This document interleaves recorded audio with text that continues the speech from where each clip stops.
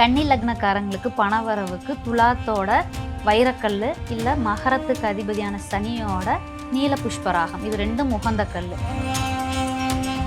கன்னி லக்னத்துக்கு 5 கூடியவரா சனி இருந்தாலும் அவர் குரு சுக்கிரன் வளர்பிறை சந்திரனோட தொடர்பில் இருந்தால் தான் அவர் நல்ல பலன்களை கொடுப்பாரு. இந்த மாதிரி பொசிஷனில் அவர் இருந்தாருன்னா ஓம் காகத்வஜாய வித்மகே கட்கஹஸ்தாய தீமகி தன்னோ சனி பிரச்சோதயாத், இந்த மந்திரத்தை ஒரு 108 முறை 48 நாள் சொல்லும் போது பணவரவுக்கான தடை நீங்கி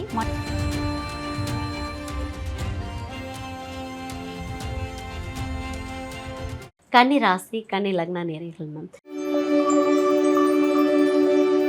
ஸோ இந்த கன்னி ராசி கன்னி லக்னக்காரங்க வந்து எந்த மாதிரியான கற்கள் பயன்படுத்தும் போது அவங்களுக்கு பண வரவு எப்போவுமே இருக்கும், செல்வம் தங்கு தடை இல்லாமல் எப்போவுமே இருக்கும் மேம்? கன்னி லக்னக்காரங்களுக்கு பணவரவுக்கு துலாத்தோட வைரக்கல் இல்லை மகரத்துக்கு அதிபதியான சனியோட நீல புஷ்பராகம், இது ரெண்டும் உகந்த கல். எதா இருந்தாலும் அவங்களோட ஜாதகத்தில் சுக்கிரன் எங்கே இருக்கிறாரு, சனி எங்கே இருக்கிறாரு அப்படிங்கிறத பார்த்துட்டு அதுக்கப்புறம் அந்த கல்லை போடும்போது பணவரவுக்கான தடை நீங்கி அவங்களுக்கு மணி ஃப்ளோ வந்துட்டு நல்லா இருக்கும். இப்போ என்னதான் வந்துட்டு 5 கூடையவரா சனி இருந்தாலும், கன்னி லக்னத்துக்கு 5 கூடையவரா சனி இருந்தாலும் அவர் குரு சுக்கிரன் வளர்பிறை சந்திரனோட தொடர்பில் இருந்தால் தான் அவர் நல்ல பலன்களை கொடுப்பாரு. இந்த மாதிரி பொசிஷனில் அவர் இருந்தாருன்னா நம்ம சனியோட நீல புஷ்பராகத்தை நம்ம போடும்போது ஒரு நல்ல பலன், அதாவது பணவரவு தடை இல்லாமல் கிடைக்கும். இல்லை சுக்கிரனோட வைரக்கற்களை போடும்போதும் 2 கூடையவர் சுக்கிரன், அப்போ பணவரவு சீராக இருக்கும் அவங்களுக்கு. ஓகே, சூப்பர்மா. ஸோ இப்போ கன்னி லக்னக்காரங்க ஒரு ஸ்டோனை வாங்கி வேர் பண்ணுறாங்க அப்படின்னா அதை ப்ராப்பராக உருவேற்றுறதுக்கான வழிமுறைகள் என்னம்மா?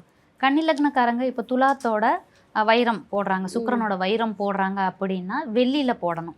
வெள்ளியில் ஒரு குறைஞ்சது 2 சென்ட்டாவது இருக்கிற மாதிரி நம்மளோட மோதிர விரலில் போடணும்.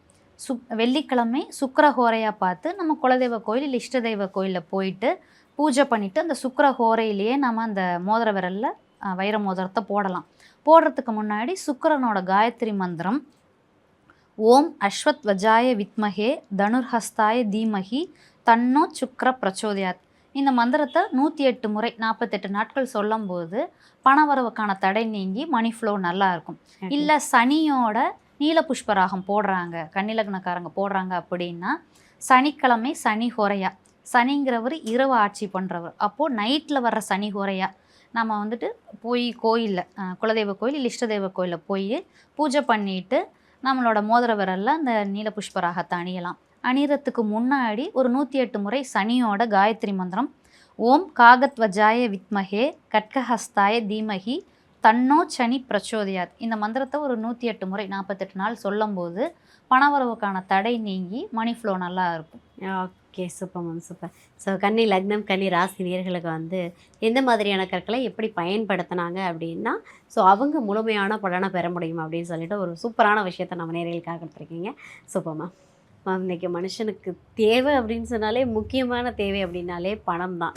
ஆனால் நிறைய பேருக்கு அவங்களுடைய ஹாப்பினஸ் எங்கேயோ ஸ்பாயில் ஆகுது அப்படின்னா அவங்க கையில் பணம் இல்லாதப்போ மட்டும்தான். ஸோ அப்படி இருக்கும்போது 12 ராசி நேயர்களுக்கும் 12 லக்னத்துக்குமே, ஸோ ராசி லக்னம் ஸோ 12 பேருக்குமே வந்து எந்த கற்கள் பயன்படுத்தினா அவங்களுக்கு வந்து பணவரவு இருக்கும், மகாலட்சுமி வீட்டில் வாசம் பண்ணுவாங்க அப்படின்றத பற்றி தான் இந்த நேர்காணலில் நம்ம பார்க்க போகிறோம்.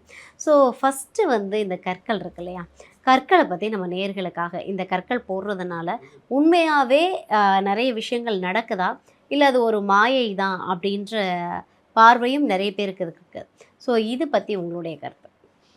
ஒவ்வொரு கிரகங்களுக்குமே வந்துட்டு ஒவ்வொரு கல் உண்டு, ஒவ்வொரு கிரகத்துக்கும் ஒரு நிறம் உண்டு, திசை உண்டு, தானியங்கள் உண்டு, கடவுள் உண்டு. அதே மாதிரி கிரகங்களுக்கும் கற்கள் உண்டு. இந்த கற்கள் எப்படி வேலை செய்யும் பார்த்தீங்கன்னா பிரபஞ்சத்திலேருந்து சக்திகளை வாங்கி எப்படி தானியம் சக்திகளை வாங்குதோ, நம்ம இப்போ வேணும்னா இப்போ நமக்கு செவ்வாய்க்குரிய கிரகம் இது வேணும் அப்படின்னா அந்த தானியத்தை நம்ம உள்ளே வச்சுக்கலாம்.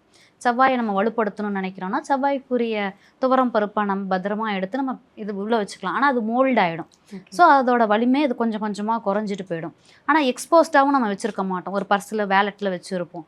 அதுக்கு பதிலாக நம்ம இப்போ கற்களை நம்ம யூஸ் பண்ணும்போது அது என்ன பண்ணணும்னா பிரபஞ்சத்துலேருந்து ஆகர்ஷண சக்திகளை வாங்கி நம்ம உடம்போது அதை டச் பண்ணிகிட்டே இருக்கும். நம்ம போடுறது ஓப்பன் செட்டிங் மோதிரமாக போடுவோம். இப்போ உடம்புல டச் பண்ணிகிட்டே இருக்கும்போது அது நம்ம பிரபஞ்சத்தில் வாங்குகிற சக்தியை நம்ம உடம்புல கொடுத்துட்டு நம்மளை ஒரு சீராக இயங்க வைக்கும்.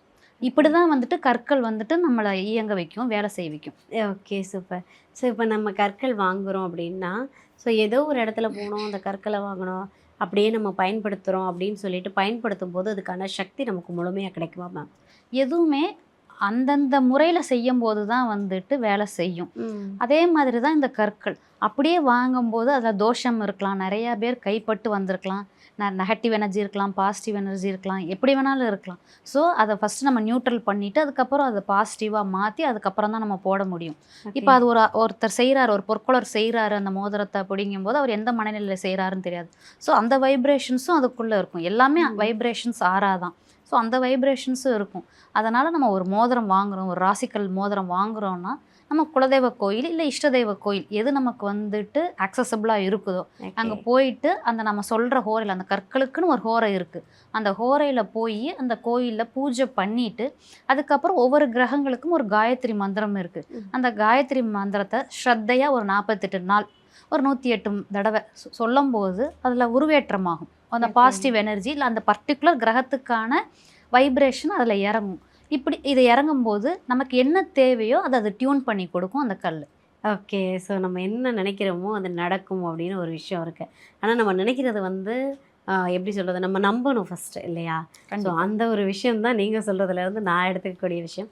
எது ஒன்றுமே வந்து முழுமையாக நம்பி பண்ணும்போது அது கண்டிப்பாக 100% நமக்கு கை கொடுக்கும்.